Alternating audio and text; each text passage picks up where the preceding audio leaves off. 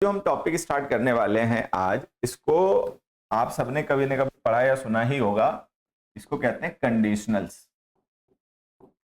क्या कोई ऐसा भी है इस बैच में जिसने ये कभी वर्ड सुना ही ना हो आज तक? कंपटीशन की तैयारी कर रहा हो बच्चा, ठीक है, लेकिन उसने ये ना सुना कंडीशनल्स। कोई बिल्कुल नया लर्नर हो जिसने अभी अभी तैयारी शुरू की हो तो अलग बात है, नहीं तो ये सबने सुना होता है। कंडीशनल्स जो है वो सबने सुना ही होता है, सबने पढ़ा ही होता है, ठीक है। कैसे पढ़ा है, कितना समझ में आया, कितना नहीं समझ में आया, वो अलग बात है, लेकिन कॉम्पिटिशन्स की तैयारी करने वाले बच्चों को ये पता होता है कि हाँ भाई कंडीशनल्स जो है वो इंग्लिश में सिलेबस में ये चैप्टर है, इस पे बेस्ड क्वेश्चंस आते हैं। तो ये चैप्टर तो कोई अलग से नहीं होता है, होता तो ये टेंस का ही एप्लीकेशन है। टेंस के मूड के जो कॉन्सेप्ट्स होते हैं उन्हीं का एक पर्टिकुलर सिचुएशन में एप्लीकेशन होता है। तो एक टॉपिक ही मान लो टेंस का, ठीक है। तो अभी हम इसको स्टार्ट करेंगे। आप सभी लोग जो मैं स्टार्टिंग के 10-15 मिनट में आपको बताऊंगा, समझाऊंगा, वो इसके बेसिक्स हैं कंडीशनल्स के। उसको बहुत ध्यान से सुनेंगे, समझेंगे। उस समय कोई नोट डाउन करने की किसी चीज को बिल्कुल भी जरूरत नहीं है।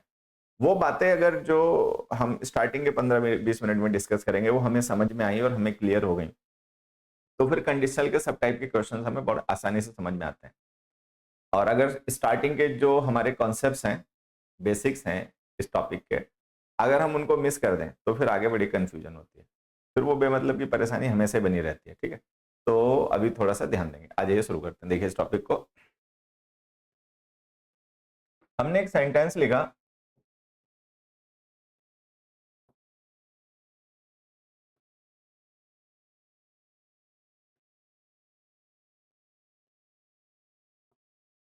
इफ यू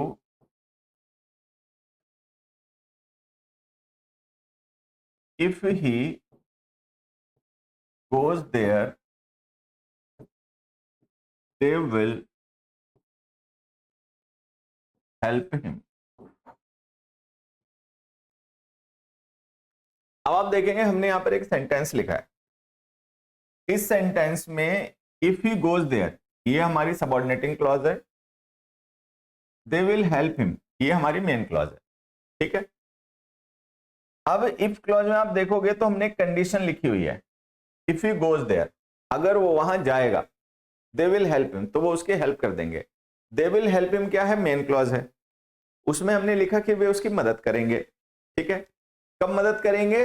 कंडीशन क्या है उसके लिए? If he goes there. Condition ये कि अगर वो जाएगा, मतलब जाएगा तो वो मदद करेंगे, यहां आके मदद नहीं करेंगे। तो वहां जाना क्या हो गया? कंडीशन हो गया। अगर ये कंडीशन फुलफिल होगी तो क्या रिजल्ट आएगा? दे विल हेल्प हिम, वो उसकी मदद कर देंगे।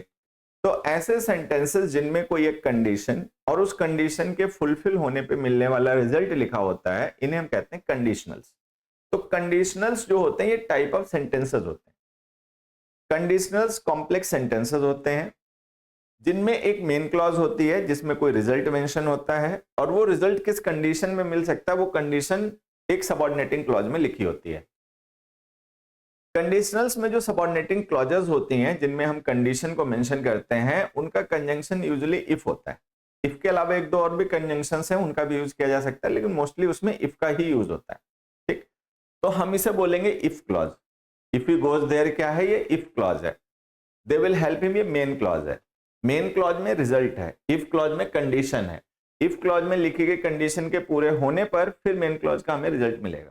तो ये पूरा सेंटेंस क्या हो गया? कंडीशनल हो गया, जिसमें मेन क्लॉज में रिजल्ट है, इफ क्लॉज में उस रिजल्ट को पाने के लिए लिखी गई कंडीशन, ठीक। अब जैसे हमने एक सेंटेंस लिखा है, ऐसे एक दो और लिख देते हैं। एक हमने यहां पर सेंटेंस लिखा, इफ ही वेंट देयर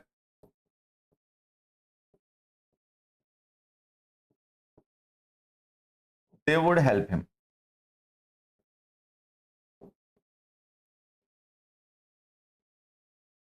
ठीक है।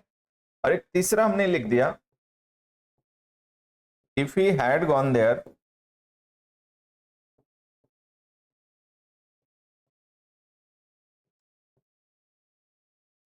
दे would have helped him.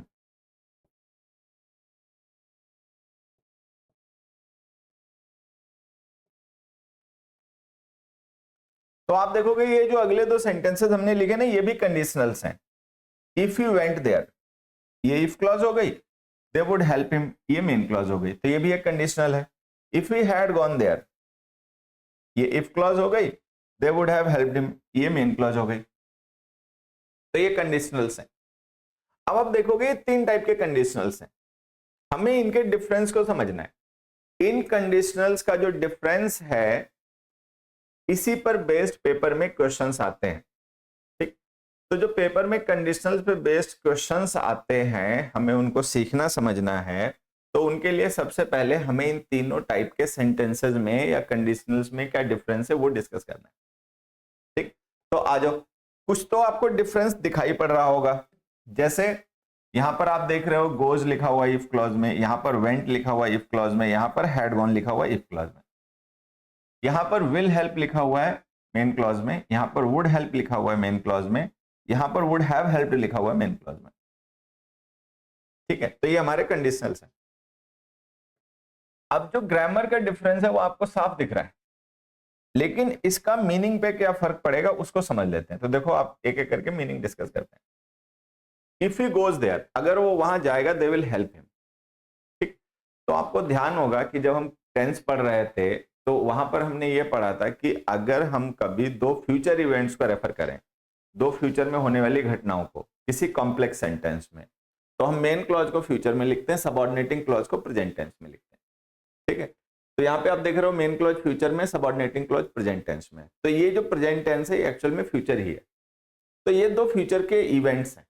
If he goes there they will help him, अगर वो वहां जाएगा तो उसकी मदद कर देंगे।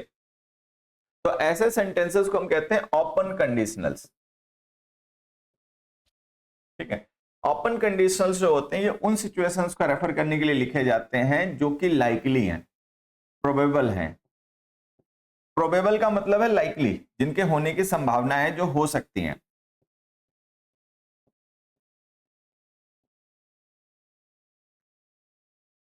ठीक है, ये हो गया। उसके if he goes there they will help him, अगर वो वहां जाएगा तो उसकी मदद करेंगे, मतलब ऐसा पॉसिबल है कि वो चला जाए और वो उसकी मदद कर दें। यहां पर आपको एक चीज ध्यान देनी है, जब हम इफ क्लॉज में वर्ब की फर्स्ट फॉर्म लिखते हैं ना, तो ये हमारा गेस होता है, और यहाँ पे अंडरस्टूड मीनिंग होता है ही में। इफ यू गोज देयर ही में, मतलब ऐसा हो भी सकता है, चांस है इसके होने के। तो ये प्रोबेबल है और ये ओपन कंडीशनल है। अगले में आ जाओ। नेक्स्ट हमने लिखा इफ यू वेंट देयर, अगर वो वहां जाए। तो इफ का मतलब हम ऐसा सपोज कर रहे हैं, ठीक है, इमेजिन कर रहे हैं।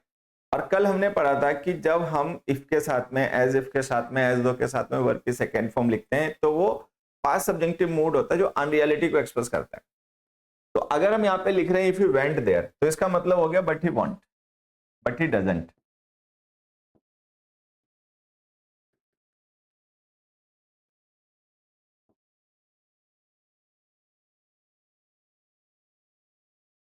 But he want, but he doesn't, ठीक है।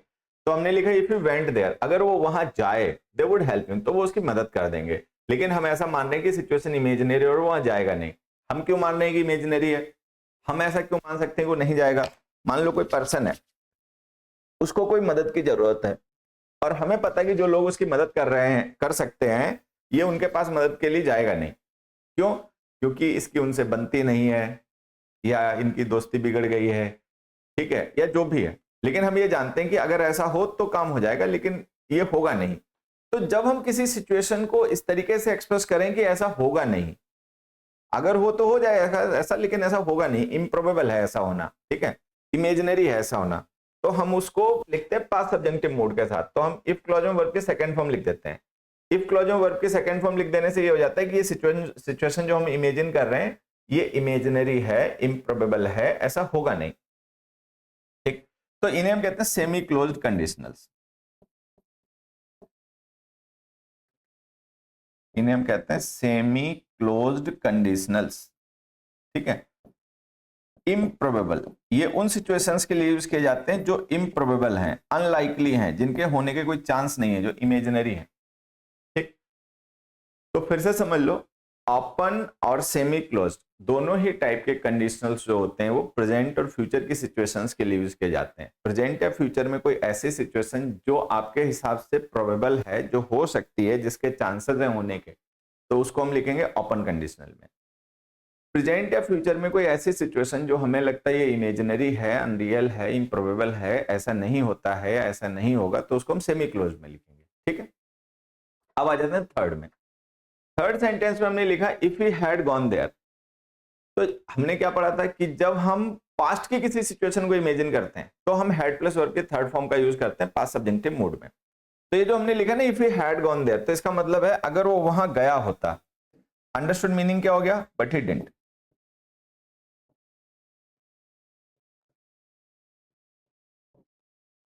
If he had gone there but he didn't, अगर वो वहां गया होता, अंडरस्टूड मीनिंग ये निकला कि वो नहीं गया था, ये पास्ट का इमेजिनेशन हो गया, तो क्या होता? दे वुड हैव हेल्प्ड हिम, वो उसकी मदद कर देते। मतलब ये निकला कि ना वो वहां गया और ना उन्होंने उसकी मदद की। तो ये जो सिचुएशन है ये पास्ट का इमेजिनेशन है, ये हो चुकी घटना है जिसको हम इमेजिन कर रहे हैं अदरवाइज, कि जैसा हुआ था वैसा ना होके अगर दूसरे तरीके से हो जाता तो क्या होता। तो ऐसे कंडीशनल्स को जिनमें हम पास्ट की किसी सिचुएशन को इमेजिन करते हैं इन्हें हम कहते हैं क्लोज्ड कंडीशनल्स। तो ये क्लोज कंडीशनल है।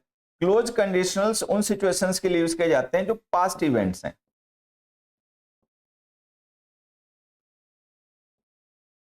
तो बेसिकली अगर हम देखें मीनिंग वाइज तो हमारे पास तीन तरीके के कंडीशनल्स होते हैं: open conditionals, semi close conditionals, close conditionals. Close conditionals जो होते हैं वो पास्ट के सिचुएशंस होते हैं, ठीक है। ओपन कंडीशंस जो होती हैं वो प्रेजेंट और फ्यूचर की प्रोबेबल या लाइकली सिचुएशंस होती हैं जो हो सकती हैं, जिनको पूरा किया जा सकता है। सेमी क्लोज कंडीशंस प्रेजेंट और फ्यूचर की ऐसी सिचुएशंस होती हैं जो अनलाइकली हैं, अनरियल हैं, इमेजिनरी हैं, इम्प्रोबेबल है, ठीक है। अब ये जो हमने डिस्कशन किया है ये मीनिंग वाइज हमने डिस्कशन करा है। अब जब हम open condition, semi close condition या क्लोज कंडीशन लिखते हैं तो स्ट्रक्चर में क्या डिफरेंस होता है?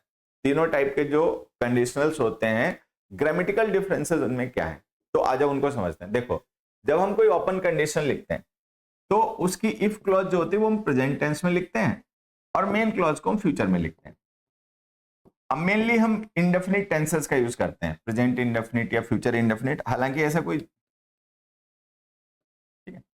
जब हम ओपन कंडीशन लिखते हैं तो ओपन कंडीशनल में जो हमारी इफ क्लॉज होती है उसमें हम प्रेजेंट इंडेफिनिट और मेन क्लॉज में फ्यूचर इंडेफिनिट का यूज करते हैं।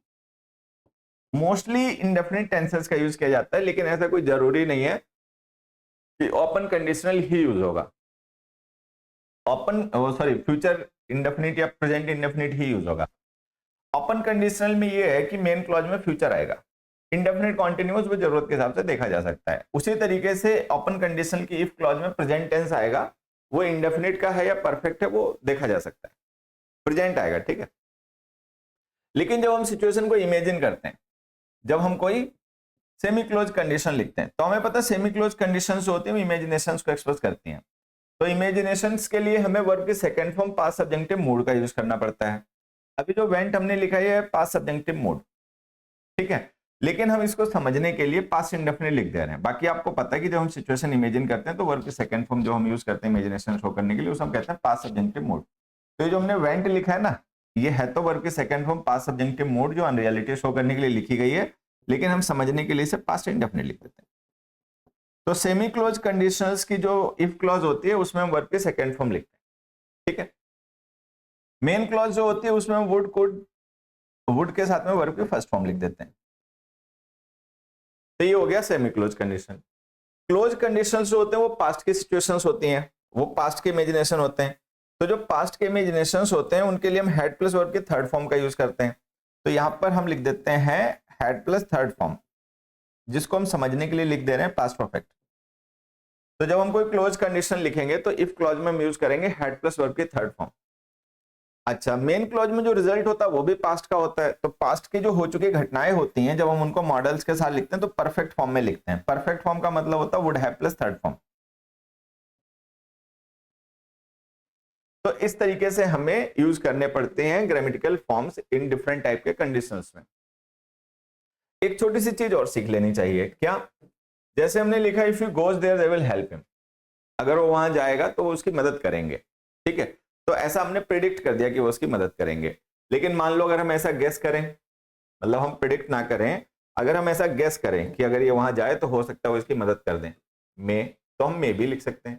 अगर हम उनकी एबिलिटी को रेफर करें तो कैन भी लिख सकते हैं।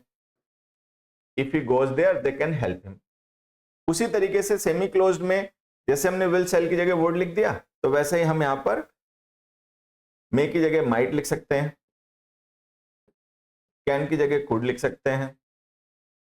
लाइकवाइज क्लोज कंडीशन में जैसे हमने would have plus third form लिखा, वैसे हम might have plus third form या could have plus third form का यूज कर सकते हैं। कुल मिला के ध्यान ये रखना है कि जब हम ओपन कंडीशन लिखेंगे तो हम मेन क्लॉज में विल शैल के अलावा मे या कैन का भी यूज कर सकते हैं। अगर हमें गेस को एक्सप्रेस करना है तो मे यूज करेंगे, एबिलिटी को एक्सप्रेस करना है तो कैन यूज कर लेंगे। लेकिन ये हम मे या कैन तभी यूज कर सकते हैं जब हमारा कंडीशनल ओपन हो। अगर कंडीशनल जो है वो सेमी क्लोज्ड हुआ तो फिर जैसे हमने वुड यूज किया वैसे ही हम कुड या माइट का यूज करेंगे, कैन मे का यूज नहीं करेंगे। और क्लोज कंडीशनल में हम कुड या माइट हैव के साथ में थर्ड फॉर्म लिखेंगे, जैसे हम वुड हैव के साथ थर्ड फॉर्म लिखते हैं। तो ये ग्रामेटिकल डिफरेंसेस होते हैं स्ट्रक्चर में डिफरेंट टाइप के कंडीशंस में, जो हमें ध्यान रखना है। एक सेंटेंस यहां पर हम और डिस्कस करेंगे अभी। एक हमने सेंटेंस लिखा 4, if you heat ice it turns into water. अब हमने लिखा if you heat ice it turns into water. अगर आइस को हीट किया जाए तो वाटर बनती है। अब आप देखोगे ये भी कंडीशनल है, इसमें हमने एक इफ क्लॉज लिख रखी है, इफ यू हीट आइस, एक मेन क्लॉज लिख रखी है, इट टर्न्स इनटू वाटर। लेकिन है क्या, ये जो इफ क्लॉज है वो प्रेजेंट टेंस में है, जो मेन क्लॉज है वो भी प्रेजेंट टेंस में है। तो हमें ये समझना है ये कैसे, या तो दोनों ही प्रेजेंट टेंस में है। तो सोचो ऐसा क्यों है कि भाई ये कंडीशनल है, इसमें हमने जो मेन क्लॉज लिखी है वो प्रेजेंट इंडेफिनिट टेंस में है, सबऑर्डिनेटिंग क्लॉज जो इफ क्लॉज लिखी है वो भी प्रेजेंट इंडेफिनिट टेंस में है। तो ऐसा कैसे कि दोनों प्रेजेंट इंडेफिनिट टेंस में आ गई? तो पता है ये दोनों प्रेजेंट में क्यों है? क्योंकि ये लिखा गया स्टेटमेंट एक यूनिवर्सल फैक्ट है। तो मान लो कभी कोई ऐसी सिचुएशन बने जिसमें हम किसी यूनिवर्सल फैक्ट या प्रोवर्ब को कंडीशनल के स्ट्रक्चर पे यूज करें, तो हमें इफ क्लॉज और मेन क्लॉज दोनों को प्रेजेंट इंडेफिनिट टेंस में ही लिखना है। ठीक है, ये ध्यान रखना है, दोनों को प्रेजेंट इंडेफिनिट टेंस में ही लिखना है। अगर हम कभी किसी फैक्ट को या किसी प्रोवर्ब को कंडीशनल में यूज कर लें तो ठीक है, फिर वहां पे फ्यूचर नहीं यूज करना। अब ये जो हमने फोर्थ एग्जांपल लिखा है, क्या ये फोर्थ टाइप ऑफ कंडीशनल है? भाई तीन टाइप के कंडीशंस तो हमने पढ़ ही रखे थे, ओपन, सेमी क्लोज, क्लोज। अब ये जो हमने फोर्थ सेंटेंस लिख दिया है, क्या ये कोई अलग से फोर्थ टाइप का सेंटेंस कंडीशनल का टाइप है? तो आंसर है नहीं। कुछ बुक्स वगैरह में आप पढ़ेंगे, कई बार लोग इसको एक फोर्थ टाइप ऑफ कंडीशनल पढ़ा देते हैं, कुछ लोग इसको बोल देते हैं जीरो कंडीशनल। बदतमीजी वाली बात है, उसका कोई सिर पैर नहीं है जीरो कंडीशनल। लैंग्वेज में जीरो कुछ नहीं होता। साइंस साइंस में क्या, मैथ्स में तो होता है, लेकिन लैंग्वेज में जीरो हीरो कुछ नहीं होता। ठीक है, तो ये कोई अलग टाइप ऑफ कंडीशनल नहीं है, ये ओपन कंडीशनल का ही एक सब टाइप है। तो आपको ध्यान क्या रखना है कि जो फोर्थ सेंटेंस हमने लिखा है ये ओपन कंडीशनल का ही सब टाइप है, जिसका यूज हम तब करते हैं जब हमें यूनिवर्सल फैक्ट या प्रोवर्ब्स को कंडीशनल में यूज करना हो। बेसिकली कंडीशनल तीन ही तरीके के होते हैं, एक ओपन जो प्रोबेबल सिचुएशंस के लिए यूज किए जाते हैं, एक सेमी क्लोज जो इम्प्रोबेबल सिचुएशंस के लिए यूज किए जाते हैं, और एक क्लोज्ड जो पास्ट के सिचुएशंस के लिए यूज किए जाते हैं। ठीक है, चलो अब ये जो मैंने आपको इतनी देर में बताया है ये सब है बेसिक्स ऑफ कंडीशनल्स, कि कंडीशनल्स क्या होते हैं, कितने टाइप के उनमें क्लॉजेस होती हैं, रिजल्ट कहाँ होता है, कंडीशन कहाँ होती है, कितने टाइप के होते हैं,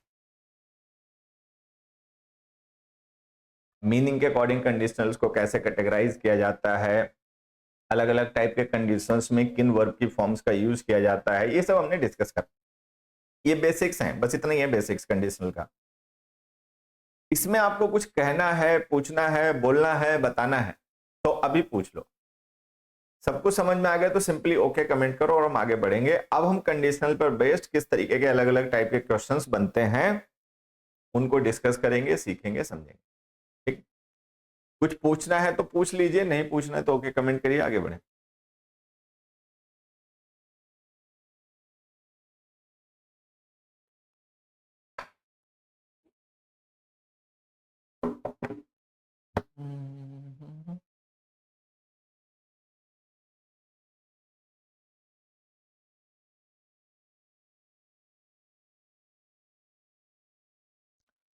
हे प्रभु तीर्थ।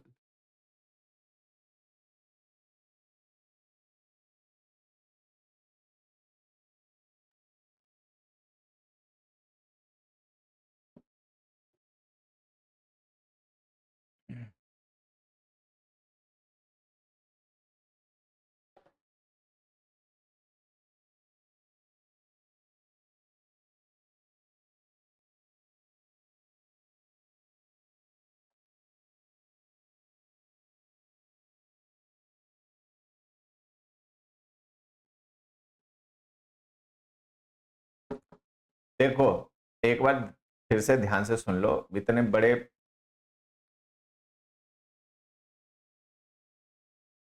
तुम में से एक दो ना कार्टून है, उनको सुधार की जरूरत है। लेकिन दिक्कत ये कि मैं सुधार नहीं पा रहा हूं। मैं एक दो बातें बताता हूं, उसको ध्यान से सुनना। ठीक है, सुना करो बच्चों, आप लोग तो कंपटीशन की तैयारी कर रहे हो, ग्रेजुएट अंडर ग्रेजुएट हो गए, अब तो इतनी बातें तो एक बार में सुन के समझ लिया करो। फिर से एक बार मैं बता देता हूँ, सुनो। उसके बाद में तो फिर अपना रिवीजन करना और दोबारा देखना वीडियो को, 4 बार देखना। कंडीशनल्स कॉम्प्लेक्स सेंटेंसेस होते हैं जिनमें एक सबऑर्डिनेटिंग क्लॉज होती है, एक मेन क्लॉज होती है। मेन क्लॉज में रिजल्ट होता है इफ, और जो सबऑर्डिनेटिंग क्लॉज होती है उसमें कंडीशन होता है। ठीक है, सबऑर्डिनेटिंग क्लॉजेज में मेनली हम कंजंक्शन इफ का यूज करते हैं। इफ के अलावा कुछ और भी कंजंक्शंस होते हैं जिनका यूज किया जा सकता है, वो हम आगे पढ़ेंगे। ठीक, कंडीशनल्स को बेसिकली हम कैटेगराइज करते हैं 3 टाइप्स में, open, semi close and close. Close conditions जो होते हैं वो पास्ट के सिचुएशंस का इमेजिनेशन होते हैं। पास्ट में कोई घटना हुई, अगर हम उसको इमेजिन करें कि ऐसा हो गया होता या ऐसा नहीं हुआ होता, तो उस तरीके के इमेजिनेशंस के लिए हम क्लोज कंडीशंस का यूज करते हैं। प्रेजेंट और फ्यूचर की सिचुएशंस को जब हम कंडीशंस में लिखते हैं तो वहां पे 2 पॉसिबिलिटीज होती हैं। एक तो हम कोई ऐसी कंडीशन को एक्सप्रेस करें जो कि पूरी की जा सकती है, जो पूरी हो सकती है, जिसके चांसेस हैं, तो उसको हम ओपन कंडीशन में लिखते हैं। अगर हम कोई ऐसी प्रेजेंट या फ्यूचर की कंडीशन की बात करें जो हमारे हिसाब से होगी नहीं, अनरियल है, इमेजिनरी है, ठीक है, तो हम उसको सेमी क्लोज में लिखते हैं। ओपन कंडीशन चूंकि फ्यूचर की हो सकने वाली घटनाओं को रेफर करती है, इसीलिए जब हम कोई सेंटेंस फ्यूचर ओपन कंडीशन में लिखते हैं तो मेन क्लॉज फ्यूचर टेंस में होती है और इफ क्लॉज प्रेजेंट टेंस में होती है। इफ क्लॉज सबऑर्डिनेटिंग होती है, इसलिए फ्यूचर में लिखी नहीं जाती, प्रेजेंट टेंस में लिखी जाती है, जो हमने टेंस में पढ़ा था उसी के अकॉर्डिंग। सेमी क्लोज कंडीशन जो होता है वो प्रेजेंट या फ्यूचर की अनरियलिटी, इमेजिनेशन को एक्सप्रेस करने के लिए होता है। तो हम वहां पर जो इफ क्लॉज हमारी होती है उसको हम वर्ब की सेकंड फॉर्म के साथ लिखते हैं, जो कि पास्ट सब्जेक्टिव मोड होती है बेसिकली। ठीक है, अब चूंकि कंडीशन इमेजिनरी हो जाती है सेमी क्लोज में, तो उसका रिजल्ट भी इमेजिनरी हो जाता है, तो इसीलिए हम वहां पर क्या करते हैं, मेन क्लोज में विल शैल ना लिखकर वुड का यूज करते हैं सेमी क्लोज कंडीशंस में। ठीक है, क्लोज कंडीशंस में क्या होता है कि इमेजिनेशन पास्ट की घटना की होती है, तो हम पास्ट का इमेजिनेशन शो करने के लिए इफ क्लॉज में हैड प्लस वर्ब की थर्ड फॉर्म लिखते हैं, जो कि पास्ट सब्जेक्टिव मोड होता है, पास्ट के इमेजिनेशन के लिए यूज किया जाता है। मेन क्लॉज में लिखी गई घटना भी पास्ट की होती है, तो उसमें हम वुड हैव के साथ में थर्ड फॉर्म लिख देते हैं। वुड जो होता है वो पास्ट में विल सेल की जगह यूज किया जाता है, और चूंकि वो पास्ट की हो चुकी घटना है इसीलिए हम वर्ब की परफेक्ट फॉर्म लिखते हैं। परफेक्ट फॉर्म होती है हैव प्लस थर्ड फॉर्म। अब ये जो हम विल या शैल लिखते हैं मेन क्लॉज में, इसकी जगह अगर हम चाहें तो कैन या मे मॉडल्स का भी यूज कर सकते हैं। लेकिन अगर सेमी क्लोज या क्लोज कंडीशन होगा तो हम वहां पे कैन या मे नहीं लिख पाएंगे, कैन की जगह कुड, मे की जगह माइट लिखना पड़ेगा। अगर हम कभी किसी यूनिवर्सल फैक्ट या प्रोवर्ब को कंडीशनल के स्ट्रक्चर में लिखें तो फिर हमारा वहां पे इफ क्लॉज और मेन क्लॉज दोनों प्रेजेंट टेंस में ही रहते हैं, क्योंकि यूनिवर्सल फैक्ट्स और प्रोवर्ब्स को प्रेजेंट टेंस में ही एक्सप्रेस किया जाता है। तो ये जो फोर्थ टाइप का सेंटेंस बनता है ये भी ओपन कंडीशनल का ही सब टाइप होता है। बेसिकली कंडीशनल 3 ही टाइप के हैं, open, semi close and close. Done, खत्म, टाटा बाय बाय। ठीक है, ठीक है, चल अब बढ़ते हैं आगे। आप लोग जो इधर उधर के टॉपिक से डाउट पूछ रहे हो ना, वो अगली क्लास डाउट के रख देंगे। अगली क्या मतलब, जब कंडीशनल खत्म हो जाएगा तो एक डाउट क्लास रख देंगे, फिर पूछ लेना। अभी इस पे ध्यान दो, मतलब जो टॉपिक चल रहा हो ना पहले उस पर ध्यान दिया करो। अभी जो कंडीशनल्स हमने सीखा है, इस पर बेस्ड पेपर में किस टाइप के क्वेश्चंस आते हैं, उनको कैसे समझ के सॉल्व करना है, आ जाओ वो शुरू करते हैं। देखो एक क्वेश्चन देखो, I shall go there if you will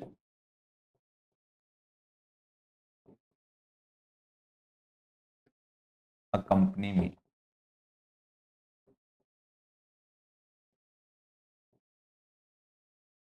ठीक है, दूसरा, if he had experience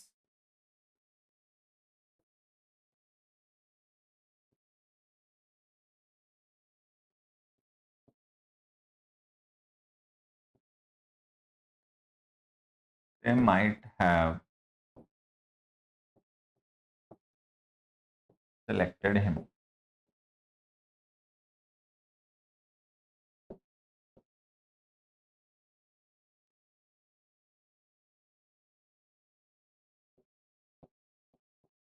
It would got heavier if it is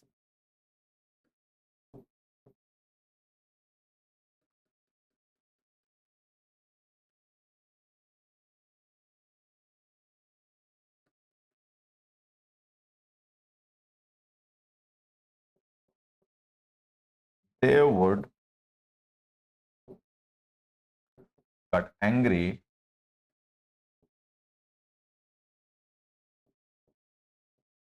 if he were late.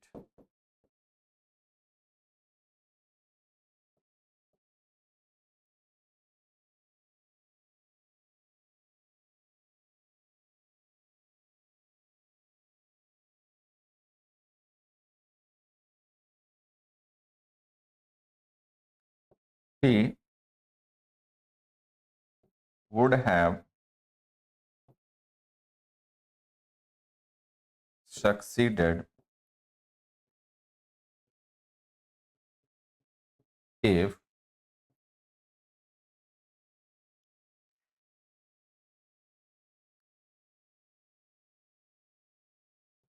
helped her.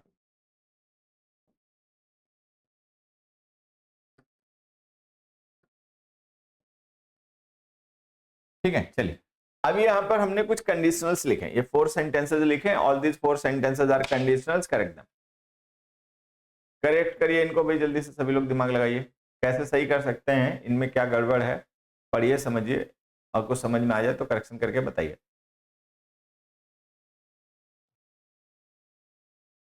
सभी लोग आंसर बताओ भाई।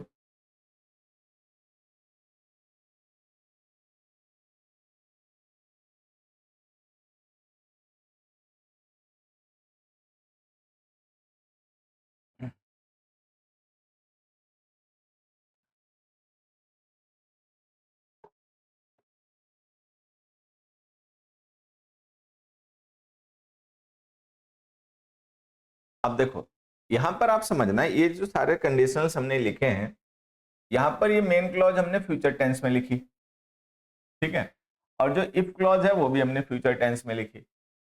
तो जो हमने टेंस में पढ़ा था उसके बेसिस पर हम ये जानते हैं कि ये गलत हो गया। क्यों? क्योंकि हमने टेंस में पढ़ा था कि जब हम कोई कॉम्प्लेक्स सेंटेंस लिखते हैं तो कॉम्प्लेक्स सेंटेंस में अगर हमें 2 फ्यूचर इवेंट्स को रेफर करना है तो मेन क्लॉज और सबऑर्डिनेट क्लॉज दोनों फ्यूचर नहीं हो सकती। मेन क्लॉज फ्यूचर टेंस में लिखी जाती है, सबऑर्डिनेटिंग क्लॉज प्रेजेंट टेंस में लिखी जाती है। तो हम देखें ये जो पहला सेंटेंस हमने लिया, सारे कंडीशनल जो है वो कॉम्प्लेक्स सेंटेंस होते हैं, तो यहाँ पे हम देख रहे हैं जो कॉम्प्लेक्स सेंटेंस है इसकी मेन क्लॉज भी फ्यूचर में है, सबऑर्डिनेटिंग क्लॉज भी फ्यूचर में है। तो हमने जो टेंस में पढ़ा था उसी के हिसाब से हम जान सकते हैं गलत लिखा हुआ है। फिर भी मैं आपको बताता हूं, थोड़ा ध्यान देना। क्या? अभी जब हमने कंडीशनल्स पढ़ा तो वहां पर हमने क्या डिस्कस किया कि जो हमारी इफ क्लॉजेस होती हैं, ठीक है, इफ क्लॉजेस का क्या होता है कि अगर हमारा कंडीशनल ओपन है, ठीक है, तो इफ क्लॉज होती है प्रेजेंट टेंस में। अगर हमारा कंडीशनल जो है वो सेमी क्लोज्ड है तो इफ क्लॉज होती है पास्ट में।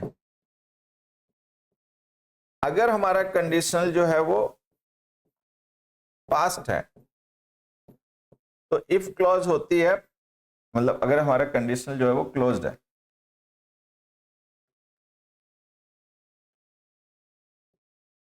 तो अगर हमारा कंडीशनल जो है वो क्लोज्ड है तो इफ क्लॉज होती है हमारी पास्ट परफेक्ट में। ऐसे ही है ना? तो जो अभी हमने कंडीशंस डिस्कस किए हैं उसमें हमने ये डिस्कस किया है कि जो इफ क्लॉज होती है, ओपन कंडीशनल होगा तो प्रेजेंट टेंस में होगी, सेमी क्लोज कंडीशन होगा तो पास्ट टेंस में होगी, क्लोज कंडीशन होगा तो पास्ट परफेक्ट में होगी। मतलब जो इफ क्लॉज है वो फ्यूचर टेंस में तो होती ही नहीं है। तो ये जो हमने इफ क्लॉज फ्यूचर टेंस में लिख रखी है गलत है, इसको हमें सही करना है। तो कैसे सही करें? प्रेजेंट टेंस में लिखें, पास्ट टेंस में लिखें या पास्ट परफेक्ट में लिखें? तो मेन क्लॉज हमारी फ्यूचर में है, तो इसका मतलब ये ओपन कंडीशनल है। अगर ये ओपन कंडीशनल है तो इफ क्लॉज हमें प्रेजेंट टेंस में लिखनी पड़ेगी। प्रेजेंट टेंस में लिखोगे तो केवल कंपनी लिख दो।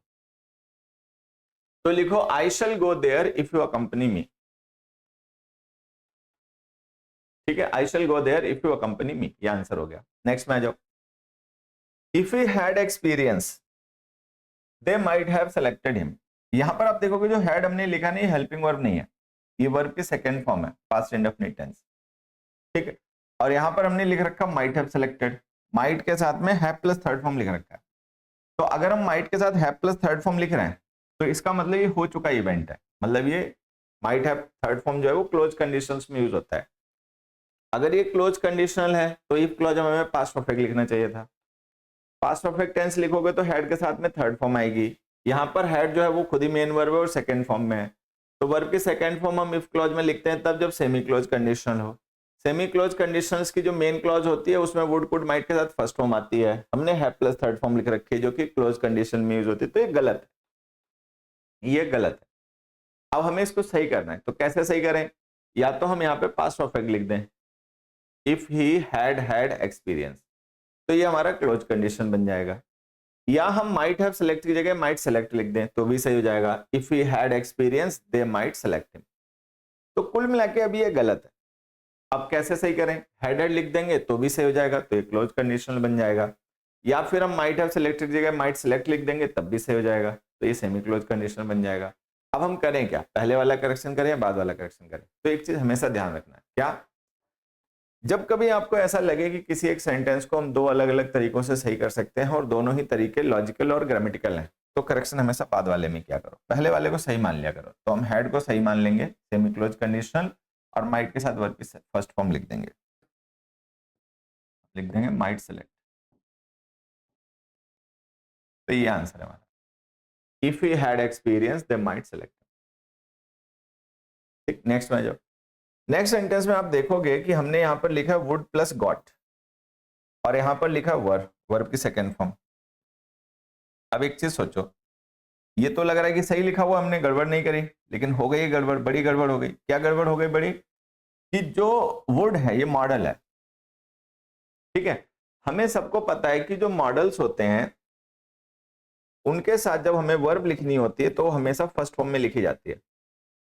ये जो गॉट हमने लिखी है वर्ब की सेकंड फॉर्म है। तो जब हमारे पास ऑप्शन हो कि किसी सेंटेंस को सही करने के लिए हमारे पास दो ऑप्शन हो कि बाद में करेक्शन करके भी सही कर लो, पहले करेक्शन करके भी सही कर लो, तो हम बाद वाला करेक्शन करते हैं। लेकिन यहाँ तो हमारे पास ऑप्शन ही नहीं है। पहली बात तो जरूरत नहीं है बाद में करेक्शन करने की, लेकिन मान लो अगर आप बाद में कोई छेड़खानी करो भी, कोई करेक्शन करो भी, तो वुड के साथ तो गॉट हमेशा ही गलत रहता है। तो हमें अब करेक्शन यहीं पे करना है, तो फिर यहीं करो। तो ये भी ध्यान रखने वाली बात है। ठीक है, ये रट्टा मत मार लेना है कि करेक्शन हमेशा बाद में किया जाता है। मैं ये बता रहा हूं जब आपके पास ऑप्शन हो कि आप सेंटेंस के पहले पार्ट में भी करेक्शन कर सकते हो, बाद वाले में भी कर सकते हो, तो बाद वाले में क्या करो। लेकिन हमेशा तो ऑप्शन होता नहीं है। अब मान लो कोई ऐसा सेंटेंस लिखा जिसमें पहले पार्ट में ही करेक्शन करना है, तो पहले पार्ट में ही करो। ठीक है, अगले में आ जाओ। She would have succeeded if you helped हर। अब हमने लिखा शी वुड हैव सक्सीडेड, ठीक है, इफ यू हेल्प्ड हर। अब वुड हैव सक्सीडेड जो हमने लिखा है ये पास्ट परफेक्ट में यूज होता है, ये मतलब ये क्लोज कंडीशंस में यूज होता है। Would have plus third form का यूज हम कब करते हैं? मेन क्लॉज में, जब कंडीशनल हमारा कैसा हो? क्लोज्ड हो। तो जब क्लोज हम कंडीशन लिखते हैं तो इफ क्लॉज में हम पास्ट परफेक्ट लिखते हैं। ये जो हेल्प हमने लिखा है पास्ट परफेक्ट नहीं है, पास्ट इंडेफिनिट है। तो अब हम इसको कैसे सही करें? तो उसका हमारे पास तरीका क्या है? या तो आप यहाँ पे लिख दो वुड सक्सीड, या वहां पे लिख दो हैड हेल्प्ड। तो अगर वुड सक्सीड लिख दोगे तो सेमी क्लोज कंडीशनल बन जाएगा, अगर आप वहां पे हैड हेल्प लिख दोगे तो पास्ट क्लोज कंडीशनल बन जाएगा। अब हम इसको कैसे सही करें? तो अब पता क्या तरीका है? बाद वाला करेक्शन। वुड हैव सक्सीडेड को हम सही मान लेंगे, ठीक है, और उसको हेल्प को हम पास्ट परफेक्ट बना देंगे। पास्ट परफेक्ट बनाने के लिए उससे पहले केवल हमें हैड हेल्पिंग और लिखनी है। ये लो सही हो गया। तो लिख दो she would have succeeded if you had helped हर। ठीक है, और आ जाओ आगे देखते हैं questions. Question number 5,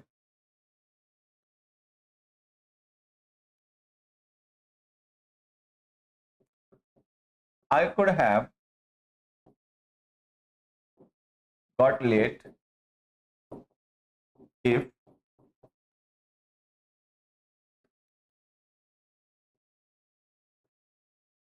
I might if I would have missed the bus। ठीक है, दूसरा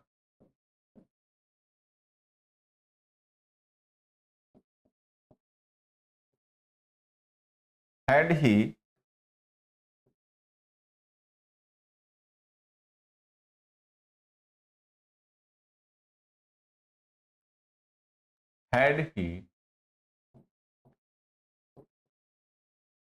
taken care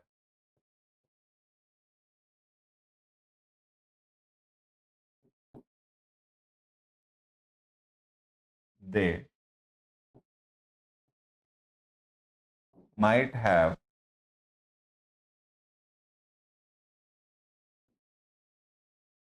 क्या हो रहा है, तो मीनिंग नहीं बन रहा।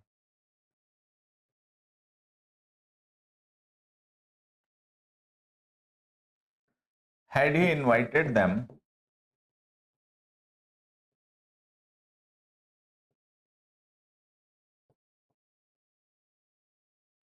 they would have arrived।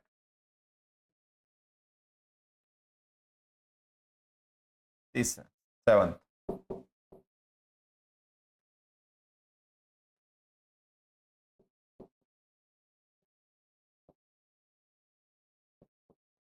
if I have time I would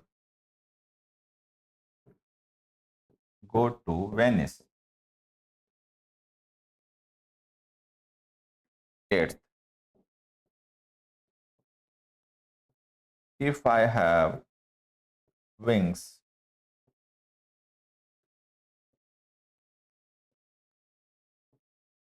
I would fly to Venice। ठीक है, ये लीजिए मैंने कुछ सेंटेंस और लिखे हैं यहाँ पर, आप लोग एक बार इनको पढ़िए समझिए और इनमें क्या करेक्शन कर सकते हैं, कैसे कर सकते हैं बताइए।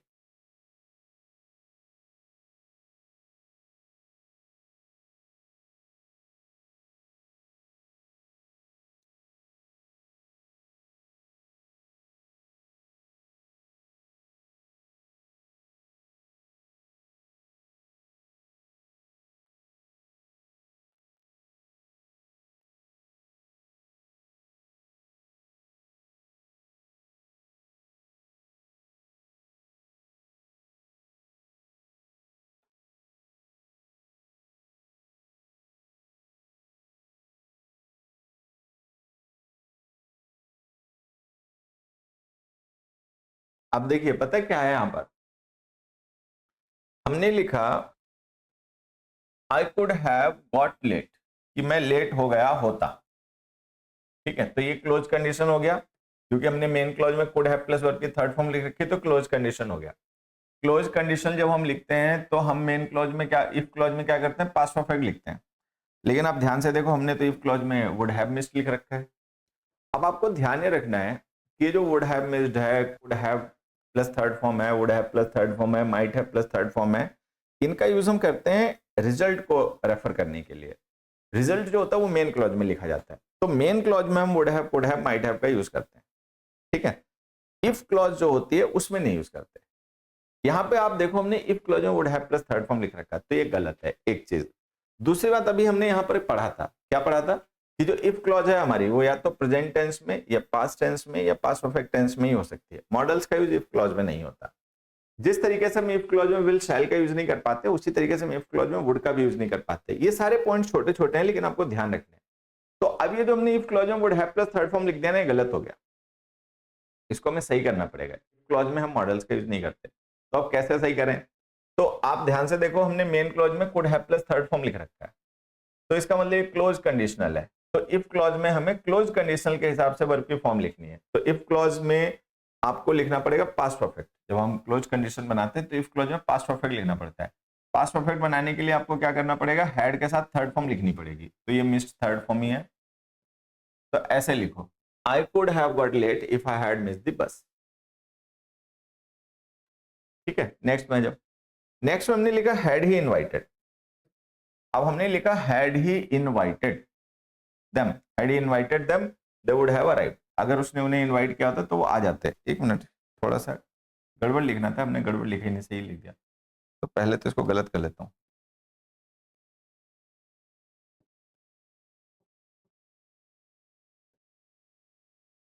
ठीक है, तो हमने लिख दिया दे वुड अराइव। अब आप देखोगे आपकी ये कंडीशन लिखा, लेकिन इसमें हमने इफ क्लॉज तो कहीं लिखी नहीं, इफ का तो हमने यूज ही नहीं करा। तो मैं आपको बता देता हूँ है क्या यहाँ पर बच्चों। ये जो हैड ही इनवाइटेड हमने लिखा ना, ये इफ क्लॉज ही है, बस इन्वर्टेड फॉर्म में लिखी हुई है। If he had invited. ठीक, तो आपको समझना ये है कि जो हमारी इफ क्लॉज होती है ना, जिसमें हम कंडीशन लिखते हैं, उसको हम इन्वर्ट करके भी लिख सकते हैं। इन्वर्ट करने का मतलब है कि हेल्पिंग वर्ब को सब्जेक्ट से पहले लाके लिख दें और इफ को ड्रॉप कर दें।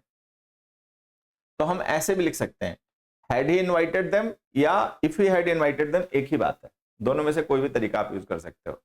तो ये जो हैड ही इनवाइटेड देम लिखा हुआ है, इसको आपको पढ़ना समझना क्या है, if he had invited them. तो if he had invited them का मतलब ये इफ क्लॉज हमारी पास्ट परफेक्ट में हो गई। पास्ट परफेक्ट का मतलब हो गया क्लोज कंडीशनल है। अगर एक क्लोज कंडीशनल है तो मेन क्लोज में would have plus third form लिखना पड़ेगा। अब वुड तो यहाँ पे लिखा हुआ है, लेकिन हैव प्लस थर्ड फॉर्म नहीं लिखा, तो लिख दो।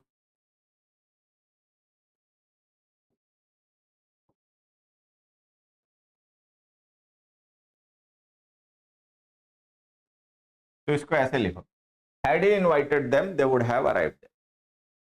ठीक है, तो ये भी ध्यान देना कि इफ क्लॉजेस को इन्वर्टेड फॉर्म में भी लिखा जा सकता है, इफ को ड्रॉप करके हेल्पिंग और सब्जेक्ट से पहले लिखकर। ठीक है, नेक्स्ट में जाओ।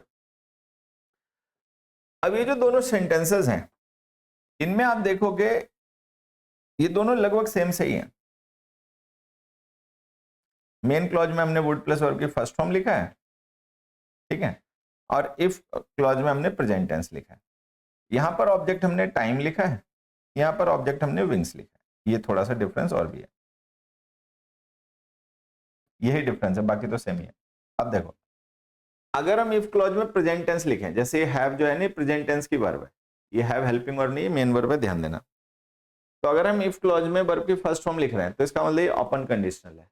तो अगर ये ओपन कंडीशनल है तो हमें मेन क्लॉज में विल शैल के साथ फर्स्ट फॉर्म लिखनी पड़ेगी, लेकिन हमने तो वुड लिख रखा है, तो वो गलत हो गया। अगर हम मेन क्लॉज में वुड लिख रहे हैं तो इसका मतलब ये सेमी क्लॉज कंडीशनल है। तो अगर ये सेमी क्लॉज कंडीशनल है तो हमें इफ क्लॉज में वर्ब की सेकंड फॉर्म हैड लिखनी पड़ेगी। तो या तो हम यहाँ पे हैड लिखें तो ये सेमी क्लोज कंडीशन बन जाएगा, या हम वुड की जगह पर शैल लिख दें तो ये ओपन कंडीशनल बन जाएगा। अब हम इसको कैसे सही करें, क्या करें? हैव की जगह हैड लिखकर सेमी क्लोज बना लें, या वुड की जगह शैल लिखकर ओपन बना लें। तो अब आप सेंटेंस पढ़ के देखो, ये दोनों तरीके से सही हो सकता है। मान लो कोई पर्सन है, वो ये कहे if I have time I shall go there, अगर मेरे पास टाइम हुआ तो मैं वहां जाऊंगा। तो हम मान सकते हैं ये सिचुएशन ऐसी है जो अभी भले ही ट्रू ना हो, लेकिन आने वाले समय में हो सकती है, मतलब ऐसा किया जा सकता है, ऐसा हो सकता है। तो ये ओपन कंडीशनल हो जाएगा कि भाई आज मेरे पास समय नहीं है, लेकिन जब मेरे पास समय होगा तो मैं जाऊंगा। तो ठीक है, ये सही हो गया। If I had time I would go to Venice, अगर मेरे पास समय होता, जो कि नहीं है, तो मैं वेनिस जाता। अब मेरे पास समय है नहीं, इसलिए मैं जाऊंगा भी नहीं। तो ये सेमी क्लोज कंडीशनल भी हो सकता है। तो हम इसको दोनों तरीके से जस्टिफाई कर सकते हैं। तो जब हम दोनों तरीके से जस्टिफाई कर सकते हैं तो हम करेक्शन करेंगे बाद वाला। तो हम लिख देंगे if I have time I shall go to Venice. अब नेक्स्ट में जाओ। नेक्स्ट में हमने लिखा if I have wings I would fly to Venice. अब ये भी गलत है, या तो आप यहाँ पे हैड लिखो या आप यहाँ पे शैल लिखो। या तो इसको ओपन कंडीशनल बनाओ या सेमी क्लोज बनाओ। अब बताओ क्या करें? ओपन बना सकते हैं क्या इसे? आंसर है इसे नहीं बना सकते, क्योंकि किसी पर्सन के पास आज टाइम नहीं है, कल टाइम होगा, ये तो समझ में आता है। किसी पर्सन के पास आज पैसे नहीं है, कल पैसे होंगे, ये भी समझ में आता है। लेकिन पंख तो किसी पर्सन के कभी नहीं निकलेंगे भाई, पंख तो पक्षियों के होते हैं, इंसानों के तो होते नहीं है। तो ये जो हमने लिखा है ये सिचुएशन इमेजिनरी है, ये हमेशा इमेजिनरी ही रहेगी। अगर ये सिचुएशन हमेशा इमेजिनरी ही रहेगी तो आपको सेमी क्लोज कंडीशन बनाना पड़ेगा। सेमी क्लोज कंडीशन बनाओगे तो मेन क्लोज में वुड प्लस वर्ब की फर्स्ट फॉर्म आएगा, तो वो ठीक लिखा हुआ है, ठीक है। इफ क्लोज में वर्ब की सेकंड फॉर्म आएगी तो हैव की जगह हैड लिख दो। तो लिखो if I had wings but I don't have, अगर मेरे पास पंख होते, जो कि नहीं है, होंगे भी नहीं कभी, ठीक है। इंसान इंसान ही रहेगा, उसको तो पंख नहीं निकल आएंगे, तो हम इसको ऐसे सही करेंगे, ठीक है। तो ये छोटी छोटी बातें हैं, बेसिक्स आप ध्यान रखोगे तो ये सब होता रहेगा। और आज आगे बढ़ते हैं। हमने एक कंडीशन लिखा, एक सेंटेंस लिखा,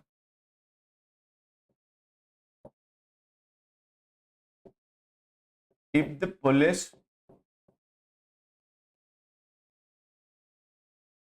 police had arrived earlier, the thief might have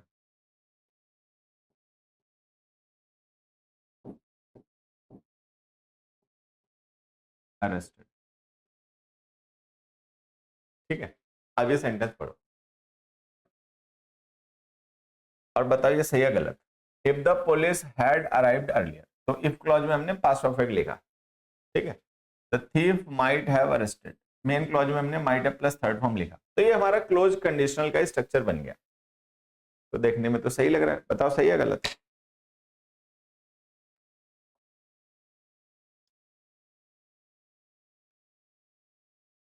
आप देखो जो लोग रट्टा मारते हैं उनको ये सही लगेगा, उनको लगेगा ठीक है भाई, इफ क्लॉज में पास्ट परफेक्ट आ गया, मेन क्लॉज में might have plus third form आ गया, तो ठीक ही है।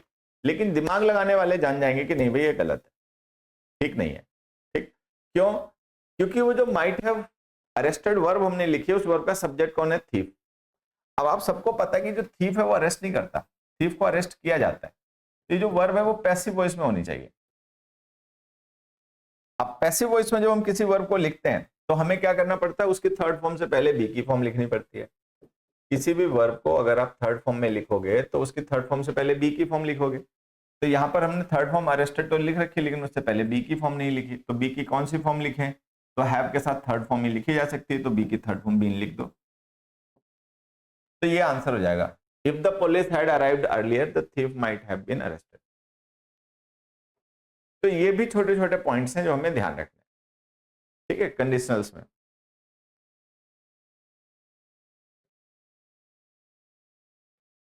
अगला देखिए, एक क्वेश्चन ऐसे मैं आप लोगों से पूछ रहा हूं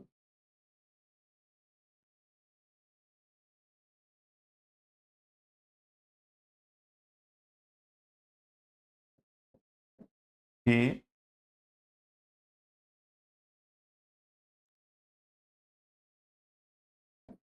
might have selected if he had been qualified the test, ठीक है। बताओ ये सही है गलत। अब जैसे हमने लिखा ही might have selected, might have के साथ थर्ड फॉर्म लिख रखी मेन क्लॉज में, ठीक है। इफ क्लॉज में had been qualified past perfect tense लिख रखा है, तो इफ क्लॉज में हमने पास्ट परफेक्ट टेंस लिख रखा है, मेन क्लॉज में हमने might have plus third form लिख रखा है, तो इसके हिसाब से ये हमारा क्लोज कंडीशन हो गया। तब तो ये सही है, फिर तो बताओ सही है गलत। अरे भाई बोलो बेवकूफो, मुंह उठा के जानवरों के जैसे ऊपर बैठ के देखे जा रहे हो। आंसर बताओ, ये सेंटेंस सही है गलत है? नहीं तो मैं स्किप कर दूंगा, आगे बढ़ जाऊंगा। हरि ओम Deendayal.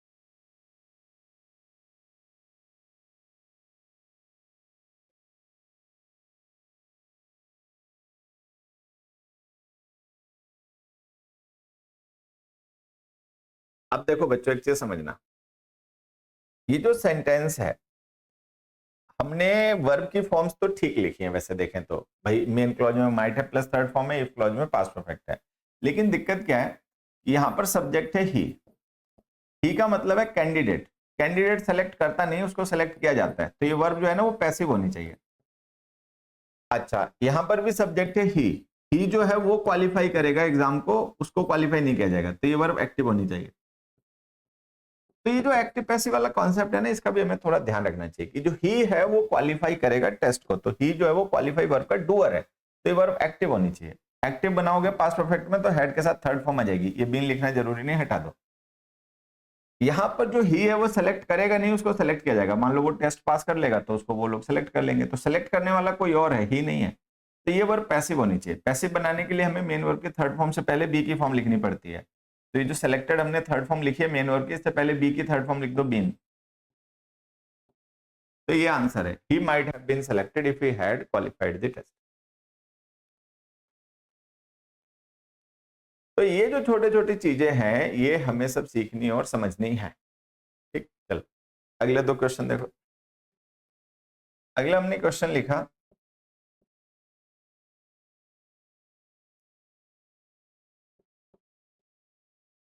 they could have got hurt, दे की जगह कुछ और लिख दूं, मोहन लिख दूं,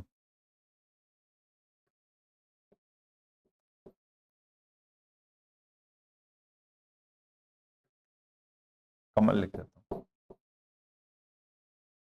कमल could have got hurt if he were careless,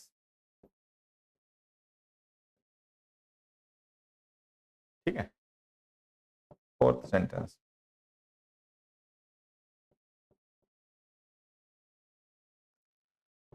Kamal could have escaped if he were a bird। बताओ भाई, अभी देखो यहाँ पे इफ लिखा ना, तो इफ दिखाई पड़ जाएगा तो इसका मतलब ये जान जाओगे ये कंडीशनल है। अब यहाँ पर हमने लिखा could have got, could have plus verb के थर्ड फॉर्म, तो ये क्लोज कंडीशनल वाला स्ट्रक्चर हो गया। इफ क्लॉज में हमने लिखा वर, वर वर्ब की सेकंड फॉर्म होती है, ध्यान देना। उसी तरीके से हमने यहाँ पे लिखा could have escaped, could have plus third form, और यहाँ पर हमने लिखा वर। आंसर बताओ।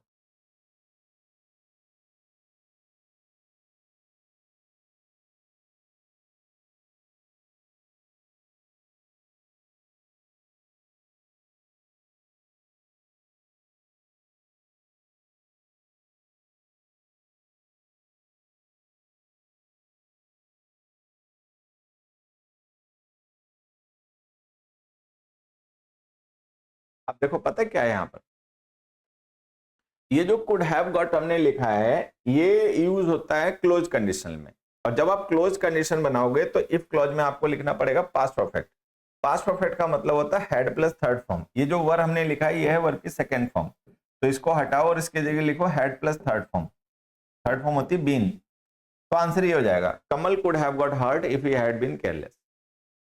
कमल could have got hurt if he had been careless, तो ये हमारा आंसर हो गया, ठीक है। अब दूसरे में आ जाओ, Kamal could have escaped if he were a bird, Kamal जो है वो बच के निकल गया होता वहां से, नहीं निकल पाया, if he were a bird, अगर वो पक्षी होता। तो हमें पता है जो कुड हैव एस्केप्ड हमने लिखा ये पास्ट की सिचुएशन है, could have plus third form में पास्ट की सिचुएशन है, तो इसका मतलब अगर हम पास्ट की सिचुएशन को डिस्कस कर रहे हैं तो ये क्लोज कंडीशनल है। अगर एक क्लोज कंडीशनल है तो मेन क्लोज में आप इफ क्लोज में आपको लिखना पड़ेगा हेड प्लस थर्ड फॉर्म, तो जैसे आपने यहाँ पे हेड बीन लिखा वैसे यहाँ पर भी हेड बीन लिखो, ठीक है, क्योंकि यहाँ पर हमने could have plus third form लिख रखा था, यहाँ भी हमने could have plus third form लिख रखा था, तो वहां पर हमने वर्ग की जगह हेड बीन लिखा था, तो यहाँ भी वर्ग की जगह हेड बीन लिखो, लेकिन आंसर है यहाँ नहीं लिखना, ये सही है, मतलब ये सेंटेंस सही है, इसमें कोई करेक्शन नहीं करना, ठीक। अब ये दिमाग लगाने भी ऐसा क्यों, दोनों सेंटेंस सेम से ही एक में कर दिया चेंज, एक में क्यों नहीं करा, तो देखो बेसिक्स पे हम लोग वापस जाते हैं। जब हम बेसिक डिस्कस कर रहे थे तो हमने वहां पर ये डिस्कस किया था कि इफ क्लॉज में जब हम हैड प्लस वर्ब के थर्ड फॉर्म लिख देते हैं तो वो पास्ट का इमेजिनेशन हो जाता है और अंडरस्टूड मीनिंग हो जाता है, but he was not, but he did not, ऐसा हो जाता है।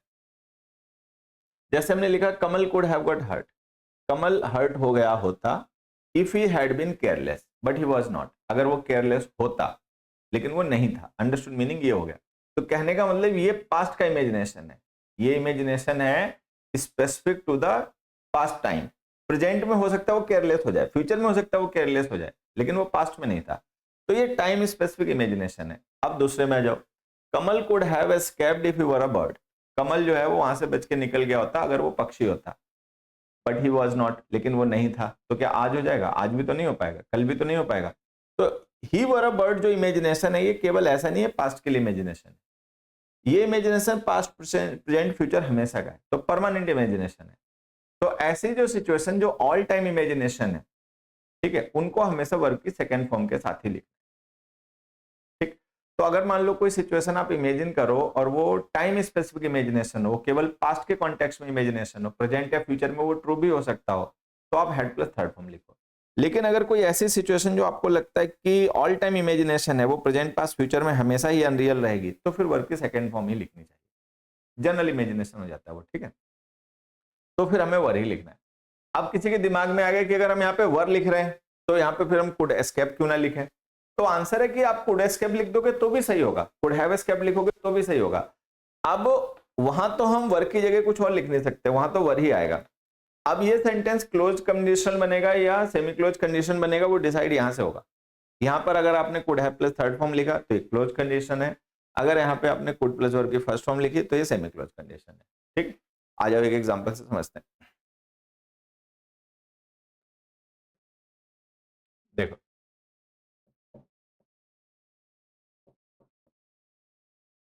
I would have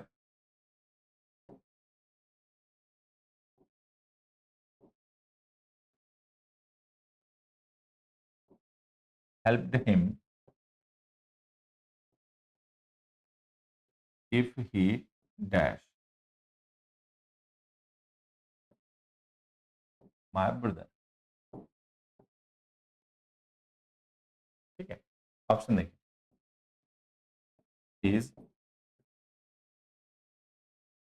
were had been was, answer बताओ।